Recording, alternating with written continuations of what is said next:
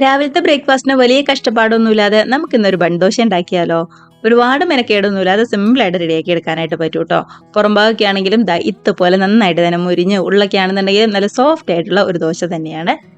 ഒരുപാട് സമയമൊന്നും വേണ്ടാതെ പെട്ടെന്ന് റെഡിയാക്കി എടുക്കാനും പറ്റും. മാത്രമല്ല നല്ലൊരു ചമ്മന്തിയോ സാമ്പാറിന്റെയോ ഒക്കെ കൂടെ അടിപൊളിയായിട്ടിരുന്ന് കഴിക്കാവുന്നതേ ഉള്ളൂ. നമ്മുടെ കുട്ടീസിനെ ലഞ്ച് ബോക്സിൽ കൊടുത്തു വിടാനും പറ്റിയ അടിപൊളി റെസിപ്പിയും കൂടിയാണ്.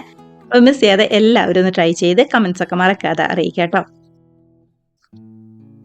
അതിനായിട്ട് ഒരു മിക്സിയുടെ ജാറിൽ 250 ml കപ്പിന് 1 കപ്പ് റവയാണ് ചേർത്ത് കൊടുക്കുന്നത്. ഇതിപ്പോൾ വറുത്ത റവയോ വറക്കാത്തതോ ഏതാണെങ്കിലും കുഴപ്പമില്ല. ഇനിയിപ്പോൾ ഇതേപോലത്തെ കപ്പ് ഇല്ലാന്നുണ്ടെങ്കിൽ ഒരു ഗ്ലാസ് എടുത്താലും മതിയാവും. ഇതിലേക്ക് നേർപകുതി തന്നെ തൈരാണ് ചേർത്ത് കൊടുക്കുന്നത്. നമ്മൾ 1 കപ്പ് റവ എടുക്കുമ്പോൾ ഒരു 1/2 കപ്പ് തൈര് വേണം ചേർക്കാനായിട്ട്. നല്ല പുളിയുള്ളതല്ല, ഒരു ഇടത്തരം പുളി അത്രമാത്രം മതി കേട്ടോ. ഒരു 1/2 കപ്പ് വെള്ളവും ആവശ്യത്തിന് ഉപ്പും കൂടി ചേർത്ത് കൊടുത്ത് നന്നായിട്ട് തന്നെ ഇതേപോലെ ഒന്നുകൂടെ മിക്സ് ആക്കി ശരിക്കും ഫൈനായിട്ട് തന്നെ ഒന്നുകൂടെ അടിച്ചെടുത്തോണ്ട് വരാം നമുക്ക്. ആദ്യമേ തന്നെ ഒരു 1/2 കപ്പ് വെള്ളം ചേർത്ത് നമുക്കൊന്നുകൂടെ അടിച്ചെടുത്ത് നോക്കാം. കുറച്ചും കൂടി വെള്ളം വേണമെന്നുണ്ടെങ്കിൽ അതനുസരിച്ച് ചേർത്ത് കൊടുത്താൽ മതി കേട്ടോ.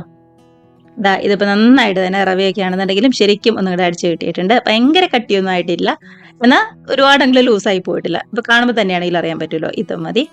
ഇനി മറ്റൊരു ബൗളിലേക്ക് മാറ്റി കൊടുത്ത് നമ്മുടെ മിക്സിയുടെ ജാറിലേക്ക് ഒരു 1/4 കപ്പ് വെള്ളവും കൂടി ചേർത്ത് ഒന്നും കൂടി ഒന്ന് കറക്കി നമ്മുടെ റവയുടെ മിക്സിലേക്ക് ചേർത്ത് കൊടുക്കുന്നുണ്ട്. അങ്ങനെ ഇപ്പം നമ്മൾ മൊത്തം ഒരു 1/4 കപ്പ് വെള്ളോട്ടോ ചേർത്ത് കൊടുക്കുന്നത്. റവ ആയതുകൊണ്ട് തന്നെ ഇരിക്കുന്തോറും ഒന്നും കൂടി ഒന്ന് കട്ടിയായിട്ട് വരാനുള്ള സാധ്യതയുണ്ട്. അതുകൊണ്ടാണ് ആദ്യമേ ഒരു 1/2 കപ്പും വീണ്ടും ഒരു 1/4 കപ്പ് വെള്ളവും കൂടി നമ്മളൊന്ന് ചേർത്ത് കൊടുത്തത്. അത് നന്നായിട്ട് തന്നെ മിക്സാക്കി എടുത്തിട്ടുണ്ട്. ഇനി ഒരു 10 മിനിറ്റ് അതവിടെ ഇരിക്കട്ടെ. അപ്പോൾ ഒരു 10 മിനിറ്റ് അതവിടെ ഇരിക്കുന്ന സമയം കൊണ്ട് നമുക്ക് ഇതിൻ്റെ ഉള്ളിലേക്ക് മറ്റൊരു മിക്സും കൂടി ഒന്ന് റെഡിയാക്കി എടുക്കണം. അതിനായിട്ട് പാൻ ചൂടായിട്ട് വന്നപ്പോൾ 1 ടേബിൾ സ്പൂൺ വെളിച്ചെണ്ണയാട്ടോ ചേർത്ത് കൊടുക്കുന്നത്. ചൂടായ വെളിച്ചെണ്ണയിലേക്ക് ഒരു 1/2 ടീസ്പൂൺ കടുകും അതേപോലെ തന്നെ 1/2 ടീസ്പൂൺ ചെറിയ ജീരകവും ഒരു 1/4 ടീസ്പൂൺ നമ്മുടെ ഉഴുന്നും കൂടി ചേർത്ത് കൊടുക്കുന്നുണ്ട്. ഗ്യാസിന്റെ ഫ്ലെയിം ഈ സമയത്തൊക്കെയും ഒരു മീഡിയം ലോ ഫ്ലെയിമിൽ വെച്ചാൽ മതി. കടുകും ജീരകവും ഒക്കെ ആണെന്നുണ്ടെങ്കിൽ നന്നായിട്ട് തന്നെ ഒന്നുകൂടി ചൂടായി നമ്മുടെ ഉഴുന്നിൻ്റെ ആണെന്നുണ്ടെങ്കിലും കളർ പതുക്കെ ഒന്നുകൂടെ മാറി വരുമ്പോൾ മീഡിയം വലിപ്പത്തിലുള്ള ഒരു സവാള ഇതുപോലെ പൊടിപൊടിയായിട്ട് കട്ട് ചെയ്തും കൂടി ചേർത്ത് കൊടുക്കുന്നുണ്ട്. എരിവിന് വേണ്ടി ഒരു 2 പച്ചമുളക് ചെറുതായിട്ട് കട്ട് ചെയ്തും കൂടി ചേർത്ത് നന്നായിട്ട് തന്നെ ഒന്നുകൂടെ മിക്സ് ആക്കി എടുക്കാം. ശരിക്കും നമ്മുടെ ഈ സവാളയുടെയൊക്കെ ആണെന്നുണ്ടെങ്കിലും പച്ചമണമൊക്കെ നന്നായിട്ട് മാറി ഒന്ന് നല്ലോണം ഒന്നുകൂടെ വാടി വരണം. അതിന് വേണ്ടിയിട്ടാട്ടോ.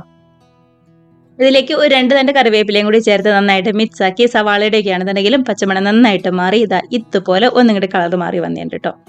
ഒരുപാട് കളറൊന്നും മാറി വരണ്ട, ഈ ഒരു ഭാഗത്തിന് മാത്രം മതി. കണ്ടോ, ഇതിപ്പോൾ കറക്റ്റാണ്. നമുക്ക് നേരെ തന്നെ ഗ്യാസ് ഓഫ് ചെയ്ത് റെഡിയാക്കി വെച്ചിരിക്കുന്ന റവയുടെ മിക്സിലേക്ക് ചേർത്ത് കൊടുക്കാം. റവയാണെന്നുണ്ടെങ്കിലും ഒന്നും കൂടി ഒന്ന് കട്ടിയായിട്ട് വന്നിട്ടുണ്ട്. നേരത്തെ ഭയങ്കരമായിട്ടൊന്നും കട്ടിയായിട്ട് പോയിട്ടില്ല. ഒരു 10 മിനിറ്റ് കൊണ്ട് റവ ആയതുകൊണ്ട് എന്താണെങ്കിലും ഒന്ന് കുറുക്കി വരും. നമ്മൾ റെഡിയാക്കി വെച്ചിരിക്കുന്ന മിക്സ് ചൂടോടുകൂടി തന്നെ റവയുടെ മിക്സിലേക്ക് ചേർത്ത് കൊടുക്കുകയാണ്. ഒരു ചെറിയൊരു പിടി മല്ലിയില ചെറുതായിട്ട് കട്ട് ചെയ്തും കൂടി ചേർത്ത് നന്നായിട്ട് തന്നെ നമ്മുടെ ഈ റവയുടെ മിക്സുമായിട്ട് ശരിക്കും ഒന്നും കൂടി യോജിപ്പിച്ചെടുക്കാം.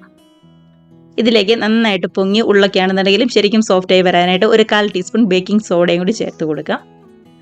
അതിനുശേഷം നന്നായിട്ട് ഇതേപോലെ ശരിക്കും ഒന്നും കൂടി മിക്സാക്കി എടുത്താണ്ടല്ലോ നമ്മുടെ മാവ് ഇവിടെ റെഡി ആയിട്ടുണ്ട്. ഇത്രയേ ഉള്ളൂ. കണ്ടോ, ബേക്കിംഗ് സോഡയും ചേർത്ത് കൊടുത്തപ്പോൾ ഒന്നും കൂടി ഒന്ന് പതഞ്ഞ് നല്ലോണം തന്നെ സോഫ്റ്റായി വന്നിട്ടുണ്ട്. അപ്പോൾ ഇതും മതി. ഇനിയിപ്പോൾ നമുക്ക് നേരെ റെഡിയാക്കി എടുക്കാം. നമ്മുടെ ബൺദോശ റെഡിയാക്കി എടുക്കാനായിട്ട് ഇതേപോലെ നമ്മുടെ കടുക് താളിക്കുന്ന ഒരു തടക്കയാട്ടോ ഞാൻ എടുത്തിരിക്കുന്നത്. ചൂടായി വന്നപ്പോൾ 1 ടേബിൾ സ്പൂൺ ഓയിലൊന്ന് ചേർത്ത് കൊടുക്കുക. വെളിച്ചെണ്ണ ഗ്യാസ് ഒരു മീഡിയം ഫ്ലെയിമിലേക്ക് മാറ്റി നമ്മൾ റെഡിയാക്കി വെച്ചിരിക്കുന്ന മിക്സ് ഇതേപോലെ അങ്ങോട്ട് ഒഴിച്ചു കൊടുക്കുക കേട്ടോ. ഒരു മീഡിയം ഫ്ലെയിമിൽ മാത്രം വെച്ചാൽ മതി കേട്ടോ. ഹൈ ഫ്ലെയിമിലോ ലോ ഫ്ലെയിമിലോ വെക്കേണ്ട. മൂടി വെച്ച് ഒരു വശമൊക്കെ നന്നായിട്ടൊന്ന് റെഡിയായി വന്നതിന് ശേഷം പതുക്കെ മറിച്ചിട്ട് കൊടുത്ത് 2 വശം കളറൊക്കെ ഒന്ന് മാറി റെഡിയായി വരുന്നവരെ വെയിറ്റ് ചെയ്യാം.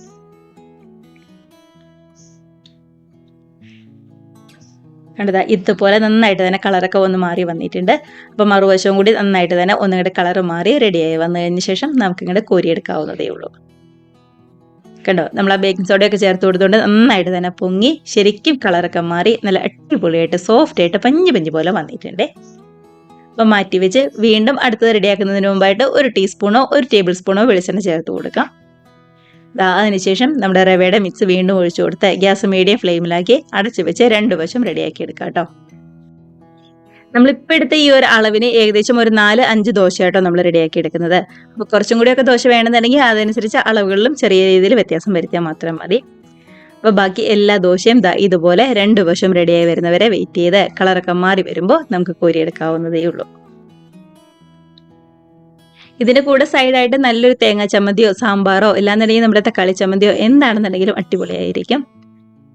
അപ്പോൾ മിസ് ചെയ്യാതെ എല്ലാവരും രാവിലെ ബ്രേക്ക്ഫാസ്റ്റിനൊക്കെ ട്രൈ ചെയ്ത് നോക്കുക. നമ്മുടെ കുട്ടീസിനൊക്കെ ആണെന്നുണ്ടെങ്കിൽ ലഞ്ച് ബോക്സിൽ കൊടുത്ത് വിടാൻ പറ്റാവുന്ന നല്ല സോഫ്റ്റ് ആയിട്ട് പഞ്ഞി പോലുള്ള റെസിപ്പി തന്നെയാണ്. കമൻസ് ഒക്കെ ആണെന്നുണ്ടെങ്കിൽ മറക്കാതെ അറിയിക്കുക കേട്ടോ. കണ്ടതാ ഉള്ളൊക്കെ ആണെന്നുണ്ടെങ്കിലും നന്നായിട്ട് തന്നെ വെന്ത് അടിപൊളിയായിട്ട് വന്നിട്ടുണ്ട്. ഇടയ്ക്ക് നമ്മൾ കഴിക്കാൻ നേരത്തെ ആ സവാളയും പച്ചമുളകും അതേപോലെ തന്നെ ഉഴുന്നൊക്കെ കടിക്കാൻ കിട്ടുമ്പോൾ ഒരു പ്രത്യേക ടേസ്റ്റ് ഉണ്ടാവും. ഇത്രയേ ഉള്ളൂ നമ്മുടെ റെസിപ്പി.